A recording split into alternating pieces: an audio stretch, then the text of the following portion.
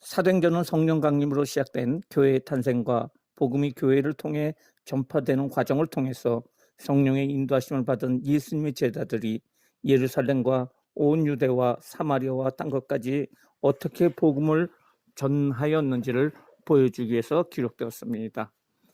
더불어 오직 성령 충만을 통해서만 예수 그리스도의 진정한 증인이 될 수 있음을 강조하고 있습니다.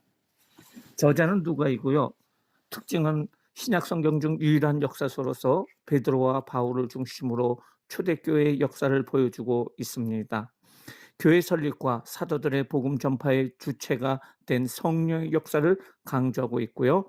헬라 문화의 영향을 받고 있는 이방인들에게 기독교 복음의 변증서 역할을 하고 있습니다.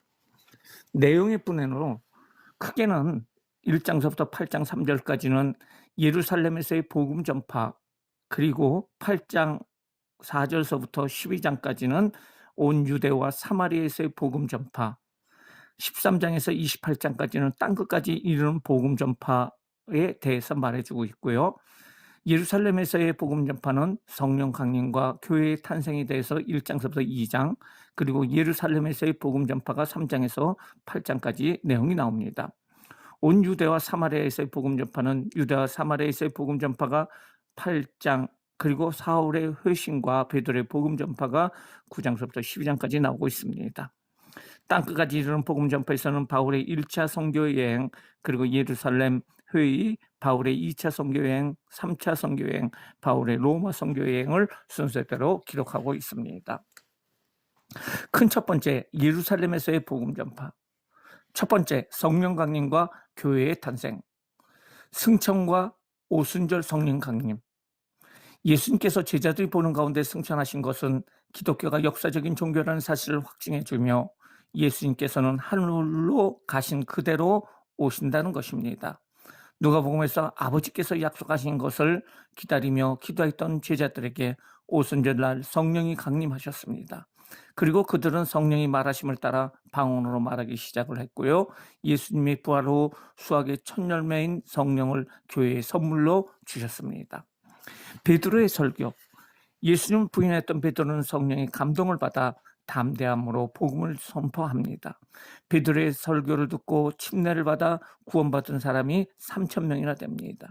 교회의 활동. 초대교회는 사도의 가르침을 받아 교제와 기도에 힘씁니다. 믿는 사람들이 구제와 성전에 모이기에 힘썼고 많은 사람이 구원을 받아 놀라운 부흥을 가져오게 됩니다. 두 번째, 예루살렘에서의 복음 전파. 베드로의 설교. 베드로는 성전 미문에서 구걸하는 40년 동안 못 걷게 된 이를 고쳐준 기적의 발생 원인이 생명의 주가 되신 예수 그리스도를 믿음으로 된 것이라고 말하고 회개를 선포합니다. 베드로의 설교를 듣고서 회개하고 예수님 믿는 사람이 남자의 수만 5,000명이었습니다. 초대교회의 모습. 성령의 인도함을 받은 초대교회는 서로 연합합니다. 믿는 이들이 한 마음 한 뜻이 되어 모든 물건을 서로 통용하고 자기 것을 취하지 않는 이상적인 공동체를 형성하게 됩니다. 박해받는 교회. 성령의 역사로 사도들은 더욱 많은 표적과 기사를 일으켰으며 예수를 믿는 자들이 큰 무리로 나타납니다. 대제사장들과 사두개인들은 자기들의 기득권이 위태해지자 사도들을 죽이려고 옥에 가두었지만 예수님께서 사자를 보내어 그들의 결박을 풀어주십니다. 사도들은 핍박받은 걸 오히려 기뻐하며 매일 예수님이 그리스도라는 사실을 가르치는 것과 전도하는 걸 그치지 아니합니다. 7 집사와 스데반의 순교. 초대교회가 놀라운 기세로 성장을 하자 교회의 필요에 의해서 성령이 충만한 사람을 집사로 세워졌습니다. 7 집사는 사람들이 말씀과 기도에 전념할 수 있도록 구제와 성도들 간의 사사로운 문제를 지혜롭게 해결하는 사역을 합니다. 7 집사 중 스데반은 최초의 순교자입니다. 그가 순교하게 된 결정적 이유는 유대인들을 향해 예언자를 살해하고 메시아를 죽였으며 하나님의 율법을 거슬린 사람들이라고 책망하기 때문입니다. 스데반의 순교를 통해서 교회는 심한 박해를 받게 됩니다. 큰 두 번째, 온 유대와 사마리아에서의 복음 전파. 첫 번째, 유대와 사마리아에서의 복음 전파. 빌립의 복음 전파. 빌립이 사마리아에서 그리스도를 백성들에게 전파하자 수많은 기적과 하나님의 놀라운 치유의 능력이 나타납니다. 소문을 들은 베드로와 요한이 사마리아로 내려와서 성령을 받은 사람이 없음을 보고 사마리아인들에게 안수하자 그들에게 성령이 임하게 됩니다. 성령의 역사, 성령께서 진리를 사모하는 에도피아 네시에게 빌립을 보내셨습니다. 에디오피아 네시는 빌립을 통하여 이사야의 말씀과 예수 그리스도의 복음을 배워 깨닫게 되자 결신하게 되었고 즉시로 물가에 내려가 세례를 받음으로 성도가 됩니다.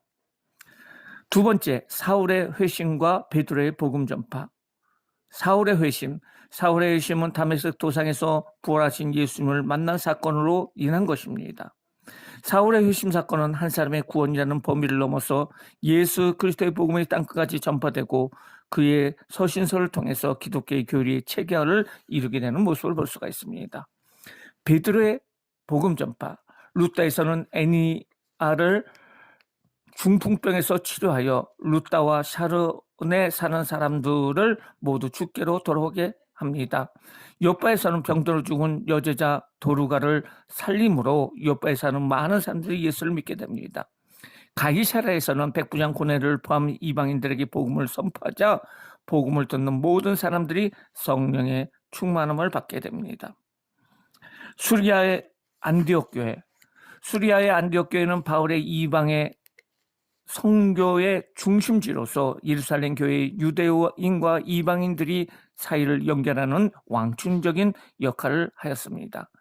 안디옥에서의 복음 전파는 사울의 박해에 의해서 예루살렘을 떠난 그리스도인과 구브로 군내 내에서 온 사람들에서 확산되었습니다.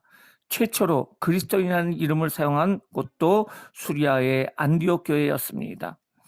헤롯의 박해, 예수님의 12제자 중 한 사람인 요한의 형제 야고보는 헤롯 아그리파 1세에 의한 최초의 회상자이며 사도들 중에서 최초의 순교자가 되었습니다. 헤롯의 죽음으로 박해에서 자유로워진 교회는 겨울 뒤에 봄이 오듯이 하나님 말씀이 흥하여 부흥하게 됩니다. 큰 세 번째, 땅끝까지 이르는 복음 전파. 첫 번째, 바울의 1차 선교여행. 바울과 바나바 파송. 안디옥 교회의 선지자들과 교사들 중 성령의 감동으로 바울과 바나바가 구별되어 안수를 받고 파송되었습니다. 바울과 바나바 두 명의 선교사 파송으로 이방 선교가 본격적으로 시작이 됩니다. 1차 선교여행, 바나바의 고향인 구브로를 시작으로 1차 선교여행이 시작되었고 비시디아 안디옥에서는 바울의 공식적인 첫 설교를 듣기 위해 온 시민이 거의 다 회당에 모이는 기적이 일어나게 됩니다. 바울과 바나바는 루스드라에서 나면서 걷지 못하는 사람을 치료하여 전능하신 하나님과 복음을 전하게 됩니다. 그는 선교지를 돌아 안디옥에 돌아오므로 1차 선교 사역을 마치게 됩니다. 두 번째, 예루살렘 회의. 예루살렘 회의의 목적. 예루살렘 회의의 목적은 이방인 신자에 관한 것입니다. 새로 입교한 이방인 신자들 가운데 할례받지 아니한 경우 구원을 받을 수 없다는 유대인들의 주장 때문입니다. 베드로는 구원은 오직 하나님의 은혜임을 선포했고 야고보는 이방인의 구원이 이미 구약에 예언된 것을 회중에게 알림으로 결론을 유도합니다. 예루살렘 회의의 결과, 첫째, 우상의 제물을 먹지 말 것. 둘째, 목매어 죽인 것과 피를 먹지 말 것. 셋째, 음행을 멀리할 것. 세 번째, 바울의 2차 선교여행. 바울과 바나바의 결별. 바울과 바나바는 새로운 선교를 계획하였으나 마가의 동행 문제로 심히 다투고 헤어지게 되었습니다. 바울은 신라와 수리아로, 바나바는 마가와 구브로로 선교를 떠나게 됩니다. 2차 선교여행. 예수의 영은 바울이 아시아와 비두니아에서 복음을 전함을 허락하지 아니하시고 환상을 통해 마게도니아 지역에 복음이 전해지길 원하십니다. 빌립보 사역 중에는 점치는 여종에게 귀신을 쫓아낸 일로 투옥되지만은 바울과 신라의 찬양으로 옥물이 열리는 기적이 나타나게 됩니다. 바울은 지적이 수준이 높은 데살로니카, 베레아, 아덴, 고린도를 다니며 매우 수준 높은 변론을 통해 설교를 했으나 실패하고 복음의 다양한 신앙 진리 자체를 전하게 됩니다. 네 번째, 바울의 3차 선교여행. 3차 선교여행. 바울의 3차 선교는 대부분 에베소 선교입니다. 에베소의 기독교인들은 성령의 계심도 듣지 못하며 세례 요한의 세례만 받았다고 대답을 합니다. 바울이 세례 요한과 그리스도를 가르치고 그들에게 안수하자 성령이 임함으로 그들이 방언도 하고 예언도 하고 에베소의 오순절 역사가 일어나게 됩니다. 사도행전의 성령 강림의 역사를 보면 마가다락방에서는 기도할 적에 불의 혀같이 갈라지는 성령이 임하게 되고요. 방언으로 말하고 예루살렘에서 기도를 할 적에 모임 중에 진동이 일어나고 성령 충만과 전도가 일어나게 됩니다. 사마리아에서 안수를 할 때 성령이 임하게 되고요. 고넬료 집에서 설교를 할 때 말씀을 듣는 사람들이 성령이 임하게 되고 오순절 성령이 임하게 됩니다. 에베소에서 안수를 할 때 성령이 임함으로 방언과 예언을 하였다고 나옵니다. 바울의 3년간의 에베소 선교 사역은 힘겨운 고통의 연속이었습니다. 이러한 투쟁적인 에베소 선교를 마침으로 3차에 걸친 자유로운 선교 사역은 끝이 나게 됩니다. 에베소가 복음으로 소동되자 바울은 에베소를 피해 마게도니아로 갔으며 2차 선교 사역을 통해 세워진 교회를 돌아보며 제자들을 굳게 하였습니다. 에베소 장로들을 초청하여 밀레도에서 행한 설교는 바울 자신의 죽음을 예견한 설교로서 3년간이나 머물면서 사랑했던 에베소 성도들에게 그리스도의 삶을 심어주기 위한 것입니다. 예루살렘 귀환. 바울은 에베소를 떠나 지중해를 건너가 가이사랴에 도착했고 예언자 아가보가 나타나서 바울이 예루살렘에서 순환을 당 것을 예고해 줍니다. 바울은 앞으로 무슨 일이 일어날지 잘 알면서도 죽음을 각오하고 예루살렘에 귀환하게 됩니다. 다섯 번째, 바울의 로마 선교여행. 예루살렘에서의 선교보고. 바울은 예루살렘에 도착하여 선교보고를 하고 예루살렘 교인들에게 환영을 받았습니다. 일부 유대계 기독교인들이 바울이 모세의 율법과 할례를 거역하고 회방하는 자라고 오해하는 것과 관련하여 바울은 정결 예식을 행하게 됩니다. 바울의 체포. 유대인들은 바울이 이방인을 데리고 성전에 들어간 줄 생각하고 바울을 죽이려고 체포하였습니다. 바울은 공회와 총독들과 아그리파 왕 앞에서 서서 신문을 당하지만은 그들은 바울에게 죄를 찾지 못하였습니다. 그러나 바울이 로마 시민이며 이미 가이사 로마 황제에게 송사하여 놓았기 때문에 법적으로 로마에 가야만 했습니다. 로마에서의 선교여행. 하나님께서는 유라굴라 광풍을 통해서 무리들이 바울을 신뢰하도록 만들었고요. 항해를 함께했던 사람들은 광풍 속 14일간의 절망적인 상황에서 구원을 받게 됩니다. 바울은 로마에 도착하자 먼저 유대인 중 지도자들을 초청하여 아침부터 저녁까지 강론하였는데 그 주제는 모세율법과 선지자 말에 기초한 하나님 나라였고 그 내용은 예수님에 대한 것이었습니다. 바울은 2년 동안 로마에 있는 자기 셋집에 거하면서 그에게 찾아오는 사람들 모두 영접하고 주 예수 그리스도에 관한 복음을 담대히 전파하였습니다.